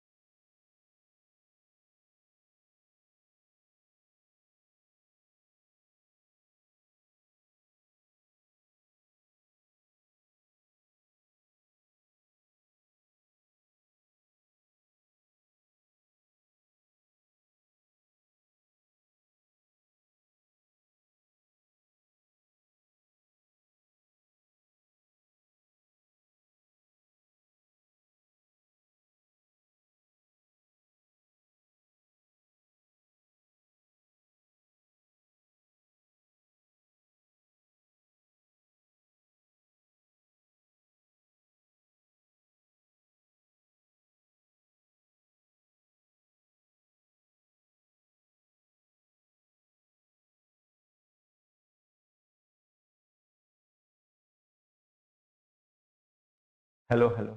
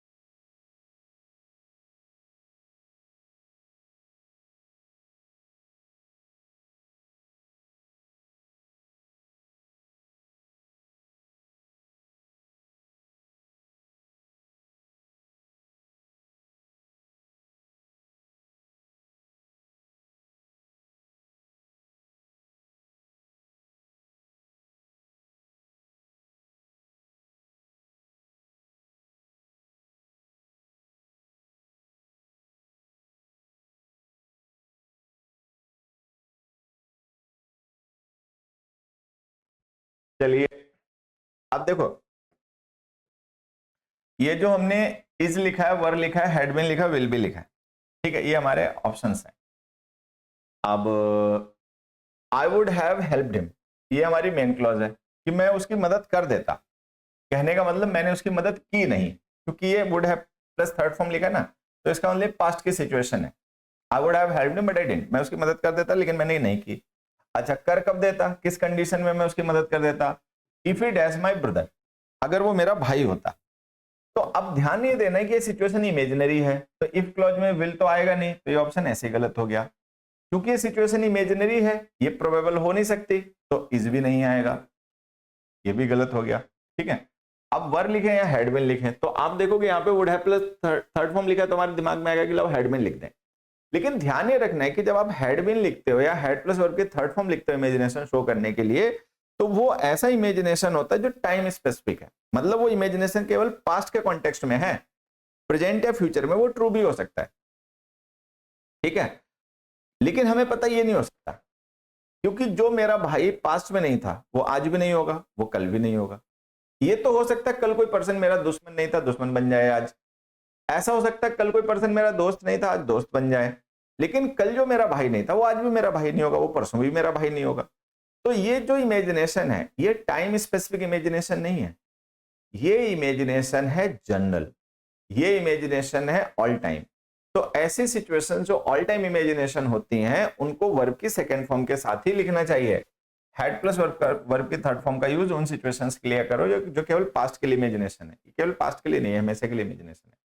तो हम लिख देंगे I would have helped him if he were my brother. ठीक है, ये हमें ध्यान देना। अगला क्वेश्चन देखिए। अगला हमने क्वेश्चन लिखा 2।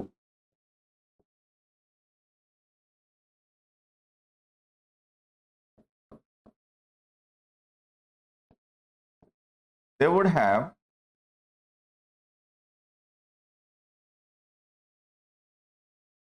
have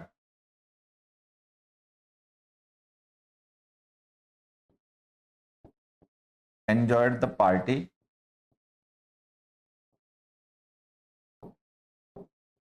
if they went there।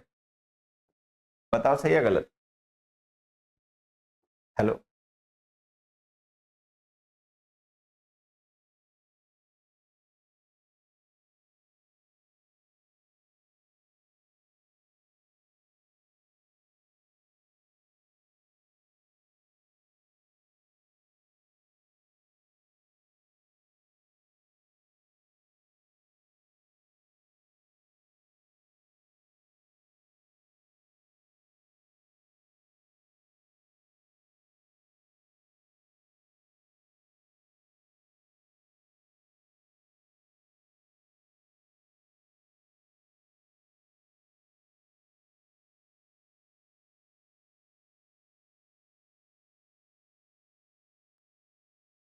ठीक है, ये हो गया।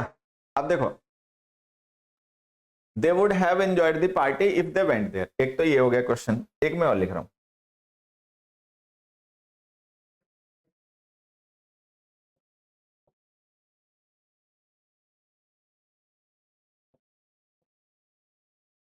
देखिए जगह यू कर देता हूं, 1 minute.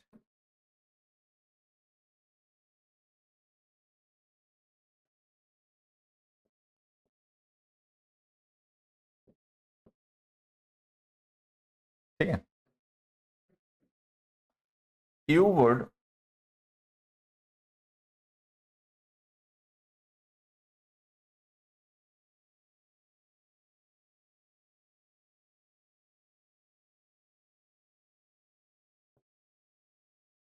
Get well today, you would get well now if you took the medicine yesterday।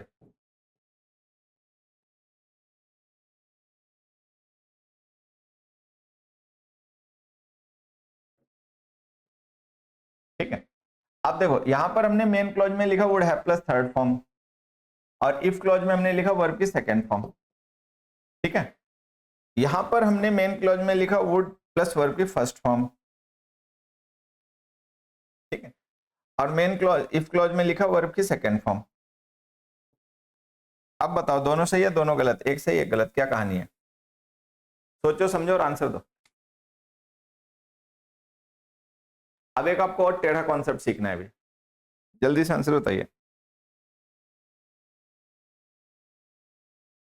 Hello बताओ जी आंसर। अब पता है यहां पे ध्यान क्या रखना है, ये जो हमने वुड हैव एंजॉयड लिखा है ये मेन क्लॉज है, मेन क्लॉज में रिजल्ट होता है, ये रिजल्ट पास्ट का है, would have plus third form का मतलब ये पास्ट का रिजल्ट है, तो ये रिजल्ट कहां का हो गया? पास्ट का। अब अगर ये रिजल्ट पास्ट का है तो इसकी कंडीशन ये हमने लिखी वेंट। इफ क्लॉज में जो हम वर्ब की सेकेंड फॉर्म लिखते हैं वो प्रेजेंट होता है, प्रेजेंट की रियलिटी होती है बेसिकली, ठीक है। तो इफ क्लॉज में जो हम लिखते हैं वो कंडीशन है, कंडीशन हमारी प्रेजेंट की है, रिजल्ट हमारा पास्ट का है। तो अगर हम इस पॉइंट ऑफ व्यू से देखें, बाकी तो हमें पता ही है would have plus third form है तो वहां पर हैड प्लस थर्ड फॉर्म आना चाहिए, वो तो हमें वैसे ही पता है। लेकिन अगर हम इस तरीके से देखें कि भाई जो वुड हैव एंजॉयड हमने लिखा है ये रिजल्ट है, ये रिजल्ट है पास्ट का। इफ क्लॉज में जो हमने वर्ब की सेकेंड फॉर्म लिखी है वो कंडीशन है, इमेजिनरी कंडीशन है, लेकिन वो प्रेजेंट की है। अब क्या ऐसा हो सकता है कि जो कंडीशन है वो प्रेजेंट में हो, रिजल्ट उसका पास्ट में हो? आंसर ऐसा बिल्कुल नहीं हो सकता। क्यों? क्योंकि पहले कंडीशन आती है बाद में उसका रिजल्ट आता है, कंडीशन पहले रिजल्ट बाद में, ठीक है। यहां पर क्या हो रहा है कि प्रेजेंट और पास्ट में से पहले क्या आता है? पास्ट, प्रेजेंट आता है बाद में। तो यहां पर आप देखोगे तो हमारी जो कंडीशन है वो प्रेजेंट टेंस में, इमेजिनरी कंडीशन है लेकिन है तो प्रेजेंट टेंस में, तो हमारी कंडीशन प्रेजेंट टेंस में, रिजल्ट पास्ट टेंस में, तो ये कैसे पॉसिबल है? ये तो पॉसिबल नहीं है, ठीक है। तो ये जो हमने लिखा है you would have enjoyed the party if you went there, ये गलत है। अब हम इसको कैसे सही करें? तो हमारे पास दो तरीके हैं। क्या दो तरीके हैं? या तो हम इसको सेमी क्लोज कंडीशन बना दें और यहां पे लिख दें would enjoy, you would enjoy the party, ठीक है। या हम लिख दें if you had gone there. अब दोनों तरीके से सही हो सकता है। तो जब हम इस सेंटेंस को दोनों तरीके से सही कर सकते हैं तो हम करेक्शन करेंगे बाद वाला, पहले वाला नहीं करेंगे। तो हम कौन सा करेक्शन करेंगे? बाद वाला। तो हम इसको सही मान लेंगे और इसको चेंज करके लिख देंगे हैड गॉन। तो अगर कंडीशन जो है वो प्रेजेंट में है तो उसका रिजल्ट पास्ट में कैसे भी नहीं हो सकता। अगर रिजल्ट पास्ट में है तो फिर कंडीशन पास्ट में ही रही होगी, ठीक है। अब आगे बढ़िए। नेक्स्ट हमने लिखा you would get well now if you took the medicine yesterday. यहां पर आप देखोगे रिजल्ट है प्रेजेंट में, ये नाउ लिखा ना, ठीक है, और ये यस्टरडे लिखा, ये थोड़ा सा आपको ध्यान देना है। तो हमने लिखा you would get well now, कि तुम अब ठीक होते, if you took the medicine yesterday, अगर तुमने कल दवा खा ली होती। तो कहने का मतलब ये पर्सन ठीक है नहीं, लेकिन हम इससे कह रहे हैं कि अगर कल दवा खा ली होती तो आज ठीक हो गए होते। तो ये जो हमारी रिजल्ट है, ये रिजल्ट है प्रेजेंट में, और ये अनरियल रिजल्ट है, अनट्रू रिजल्ट है, तो इसीलिए हमने वुड प्लस वर्ब की फर्स्ट फॉर्म लिख रखा है, तो ये ठीक है। कंडीशन है हमारी पास्ट की, वो लिखा ना यस्टरडे, तो अगर हमने यस्टरडे लिख रखा है इफ क्लॉज में, तो इसका मतलब इफ क्लॉज में जो हम सिचुएशन इमेजिन कर रहे हैं वो सिचुएशन पास्ट की है। अगर ये सिचुएशन पास्ट की है तो पास्ट की कंडीशंस के लिए तो हमें हेड प्लस थर्ड फॉर्म लिखना पड़ता है, तो हेड टेकन लिखो। अब हमारे दिमाग में कुछ फतूर आएगा, क्या? हम सोचेंगे भाई ये सही कैसे हो गया, यहाँ तो वुड प्लस वर्ब की फर्स्ट फॉर्म लिखा हुआ है, तो इफ क्लॉज में तो वर्ब की सेकंड फॉर्म आनी चाहिए थी, तब तो वो टुक सही लिखा था। लेकिन इसीलिए मैं हमेशा कहता हूं कि कंडीशनल्स के बेसिक्स अगर आप नहीं ध्यान रखोगे और उनको भूल जाओगे, और कोई रूल, कोई ट्रिक, कोई एक्सेप्शन, ट्रांसलेशन, इनके सारे सीखने की कोशिश करोगे तो कंफ्यूजन जिंदगी में कभी नहीं खत्म होगा, वो हमेशा बना रहेगा। आप बेसिक्स पे रिलाई करो, जो हमने पिछले 10 क्लासेस से ये जो पढ़ रहे हैं, ठीक है। तो जो हमने टेंस पढ़ा, मूड पढ़ा और कंडीशनल के जो बेसिक डिस्कस करे, वो सब कॉन्सेप्ट्स और बेसिक्स अगर दिमाग में रहेंगे तो ये कोई भी चीज कंफ्यूज नहीं करेंगे। अगर उनको भूल जाओगे, रूल्स की तरफ, एक्सेप्शंस की तरफ, ट्रांसलेशन की तरफ चले जाओगे, ट्रिक्स की तरफ चले जाओगे, तो ये कुछ समझ में नहीं आएगा, ये सब ऊपर से बाउंस चला जाएगा, ठीक है। तो हमें ध्यान ये रखना है कि देखो होता क्या है कि कंडीशन पास्ट में हो, रिजल्ट प्रेजेंट में आए, ये लॉजिकल है। जैसे हमने यहाँ पे जो लिखा है ना, उसमें इफ क्लॉज हमारी है, उसमें हमने हैड टेकन लिख रखा है, तो इसका मतलब इफ क्लॉज में लिखी गई जो हमारी कंडीशन है वो पास्ट की है, रिजल्ट जो है वो प्रेजेंट में है, तो ये पॉसिबल है। कंडीशन पास्ट में हो, रिजल्ट प्रेजेंट में हो, ये पॉसिबल है। कंडीशन प्रेजेंट में हो, रिजल्ट पास्ट में हो, ये लॉजिकल है। और ये मुश्किल चीज नहीं है, आप सेंसिबल तरीके से सोचोगे तो अपने आप समझ जाओगे। इसके लिए ऐसा नहीं कि कोई आपको बताए समझाए इस पर लेक्चर दे तब ये बात दिमाग में आएगी। भाई पास्ट में कोई काम हुआ, उसका रिजल्ट प्रेजेंट में आया, तो ऐसा होता है, ऐसा हो सकता है, क्योंकि रिजल्ट बाद में ही आता है, पास्ट के बाद में ही प्रेजेंट आता है। लेकिन कंडीशन प्रेजेंट में हो और उसका रिजल्ट पास्ट में आए, ये बेतुकी बात है, ऐसा नहीं हो सकता। क्यों? क्योंकि कंडीशन के बाद रिजल्ट आता है। तो अगर कंडीशन प्रेजेंट में है तो उसका रिजल्ट पास्ट में कैसे आ सकता है? पास्ट तो पहले होता है प्रेजेंट से। तो यहां पे जो गलती हुई थी वो इसलिए हुई थी क्योंकि वहां पर हमारी कंडीशन प्रेजेंट में थी, रिजल्ट पास्ट में था, जो कि नहीं हो सकता। यहां पर हमारी कंडीशन पास्ट में, रिजल्ट प्रेजेंट में, ये हो सकता है। भाई ऐसा तो होता नहीं हम तुरंत दवा खाएं तुरंत ठीक हो जाए। मान लो हमने 4 दिन पहले दवा खाई थी, आज उसका असर हुआ, आज हम ठीक हो गए, तो कंडीशन कहां थी? पास्ट में। रिजल्ट कहां है? प्रेजेंट। तो ये ठीक है। तो इस तरीके की सिचुएशंस को भी हमें सीखना है। ठीक, मैं 2 क्वेश्चन लिख के ये बात आपको और क्लियर करता हूं, फिर उसके बाद में जब हम अगली क्लास में इस टॉपिक को कंप्लीट करेंगे तब बाकी फिर वहां पे हो जाएगा। देखो,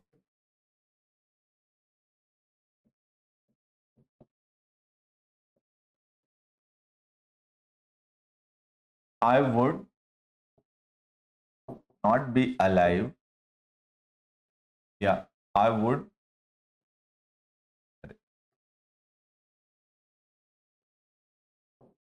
B dead if he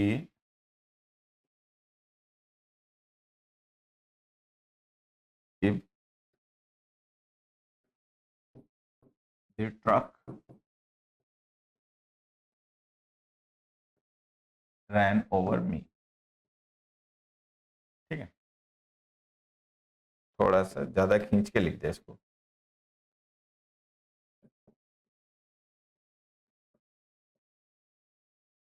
I would be dead now if the truck ran over me। ठीक है, एक हो गया। दूसरा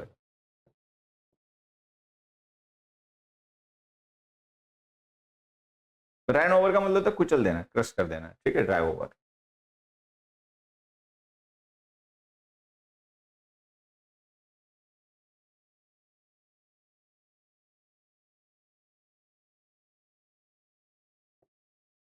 We dash a developed country today if we dash freedom in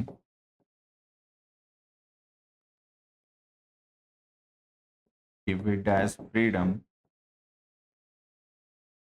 in 1857।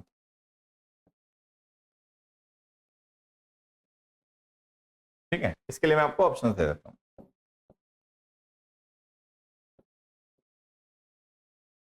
Would be got, B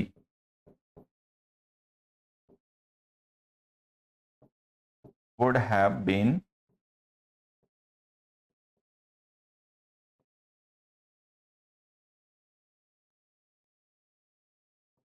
had got, C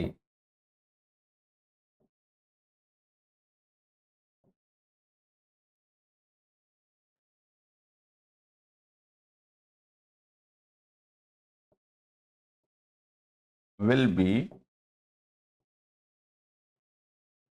get,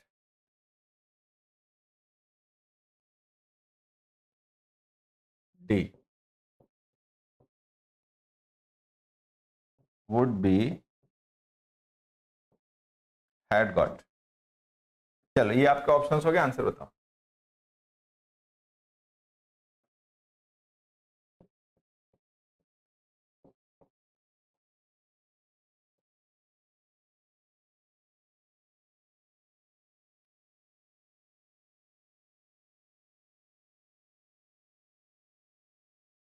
अब देखिए, यहां पर हमने मेन क्लॉज में वुड प्लस वर्ब की फर्स्ट फॉर्म लिख दी। ठीक है, डेड एडजेक्टिव है, वर्ब नहीं है, ध्यान देना।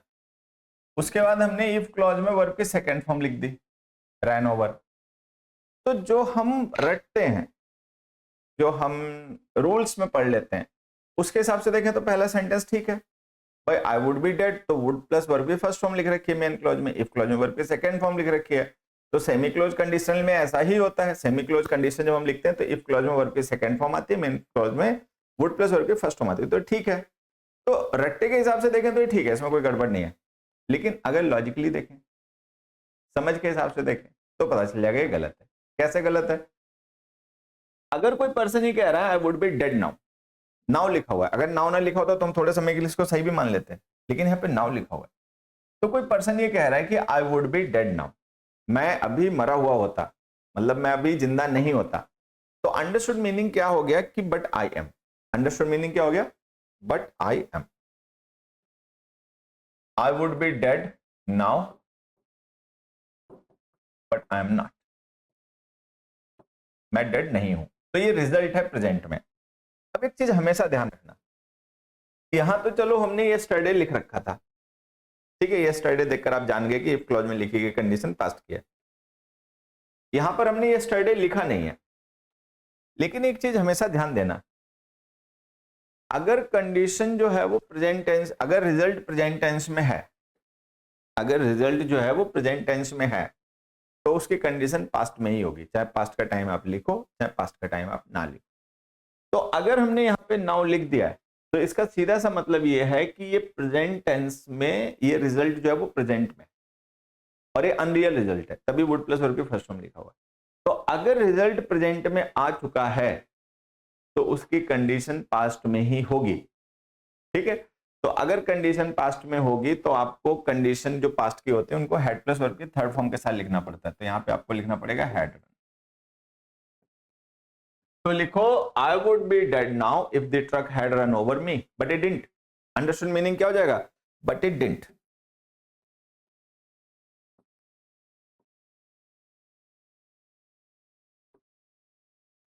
If the truck had run over me but it didn't.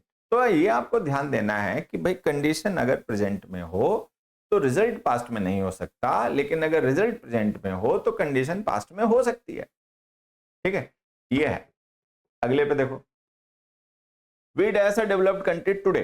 अब आप देखोगे मेन क्लॉज में हमने क्या लिखा? Today, present time. If clause में हमने क्या लिखा? In 1857, past time. ठीक। तो जब हमने इफ क्लॉज में 1857 लिख रखा है तो आप ऐसे समझ सकते हो कि इफ क्लॉज में लिखी गई जो कंडीशन है वो पास्ट की है, क्योंकि 1857 टाइम पास्ट का है, और मेन क्लॉज में जो हम रिजल्ट लिख रहे हैं वो प्रेजेंट का है। और ये लॉजिकल है। हम क्या कह रहे हैं, ये सेंटेंस को पढ़ के आप समझ गए होंगे कि we would be a developed country today. आज हम एक डेवलप्ड कंट्री होते, विकसित राष्ट्र होते, अगर हमें 1857 में जो फर्स्ट फ्रीडम स्ट्रगल था हमारा, उस समय आजादी मिल जाती तो हम ये कह रहे हैं कि पास्ट में अगर ये कंडीशन बन गई होती तो आज ये रिजल्ट आ गया होता। तो कंडीशन कहां? पास्ट में, रिजल्ट कहां? प्रेजेंट में। तो ये लॉजिकल है। अब जब आपको ये बात समझ में आ गई कि जो कंडीशन है वो पास्ट की है, तो इफ क्लॉज में आपको हेड प्लस वर्ब की थर्ड फॉर्म लिखनी पड़ेगी। तो ये जो गॉट आपने लिख रखा है ना, ये गेट लिख रखा है, ये गलत। फिर ये जो रिजल्ट है आपका वो प्रेजेंट का है। रिजल्ट कहां का है? प्रेजेंट का है। प्रेजेंट का रिजल्ट है तो आपको वुड प्लस वर्ब की फर्स्ट फॉर्म लिखनी पड़ेगी। तो जो वुड हैव बीन लिख रखा है आपने, ये गलत। ये आंसर। तो आंसर क्या हो जाएगा? We would be a developed country today if we had got freedom in 1857। अब अंडरस्टूड मीनिंग देखो क्या हो जाएंगे। We would be a developed country but we are not. हम एक विकसित देश होते लेकिन हम नहीं है। तो ये प्रेजेंट का अनरियल रिजल्ट है। If we had got freedom in 1857, अगर हमें 1857 में आजादी मिल जाती, बट वी डिडंट, लेकिन हमें तब आजादी नहीं मिली।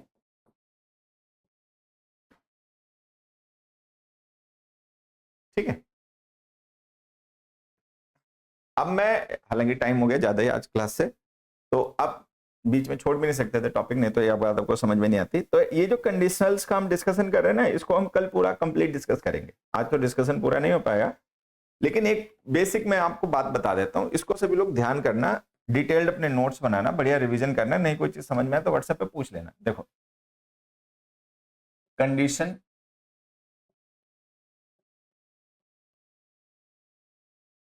और रिजल्ट।